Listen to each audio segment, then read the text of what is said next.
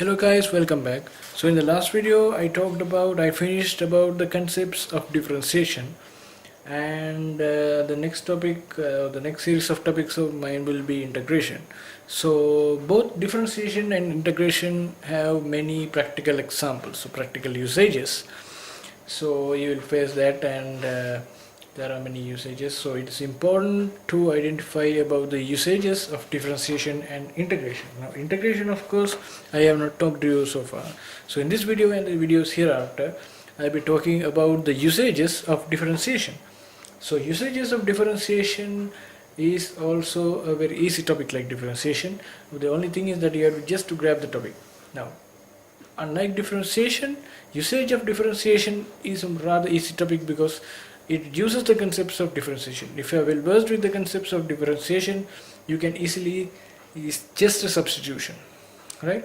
It's just a substitution. You have to just substitute the concepts that you learned in under differentiation and solve for the problems. So what's important here, what you have to remember here is that when do you have to differentiate, what do you have to differentiate, and first of all you need to understand what is the problem and how we can go for a solution. You need to have a path.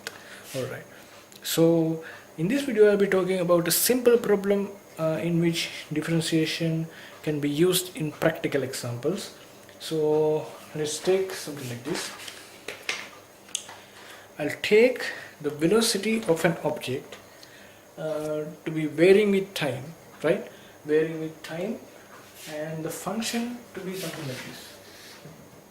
Velocity as a function to be 3t squared minus 60 plus 5. 3t squared minus 60 plus 5 is my velocity. So at some time you can find the velocity using this function. So what I'm asking is, what is the acceleration after 3 seconds, after 8 seconds,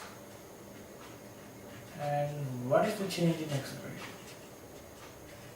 So what is the acceleration after 3 seconds, or at 3 seconds, right?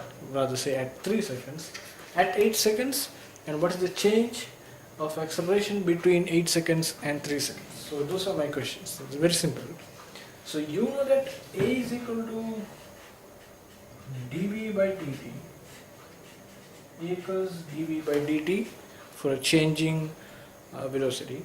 So what I have to do is just to substitute here, differentiate here. So A equals dv by dt, so we can say this to be d times 3t squared minus 60 plus 5 by dt. So 3t squared dt is 60 minus 6. So this is also equal to 6 times t minus 1. So that is the value for A. So you have a value for A, so I will take this to be A as a function of t, as a function of time. So this is a changing acceleration, right, with time. Alright. So this is not a constant acceleration, the acceleration also changes. So what actually happens is that now you will get some value for t. Now you can substitute the value for t and you can find the velocity of that object at that time, as well as now you derive the relationship for the acceleration.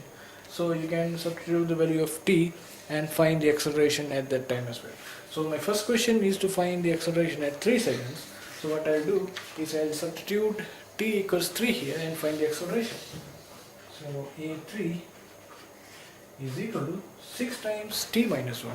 So t minus 1, t is equal to 3. So t minus 1 is equal to 3 minus 1, which is 2. So that 2 times this 6 is equal to 12. And a at 8, right? A8 is equal to, when time equals 8 or t equals 8. So when t equals 8, 8 minus 1 is equal to 7. 7 times 6 is equal to 42. And my final question is, what is the change of acceleration between 3 seconds and 8 seconds? So delta A You know that the change of acceleration is equal to the final acceleration minus the initial acceleration. So the final acceleration I am taking when t equals 8, so that is a8. So that is a8 minus the initial acceleration. I am taking the initial acceleration when time equals 3, so that will be a3.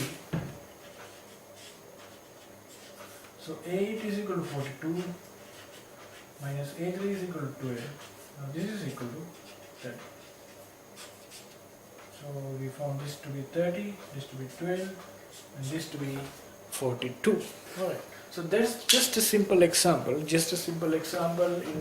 which the differentiation plays a key role, right? Differentiation plays a key role in finding the other quantities as practical examples. So in this video I talked about the introduction to differentiation, or just a simple problem about differentiation, and in the next videos I'll be talking about the applications of differentiation in a rather different aspect, or somewhat a harder aspect. So thanks for watching this video, and see you then.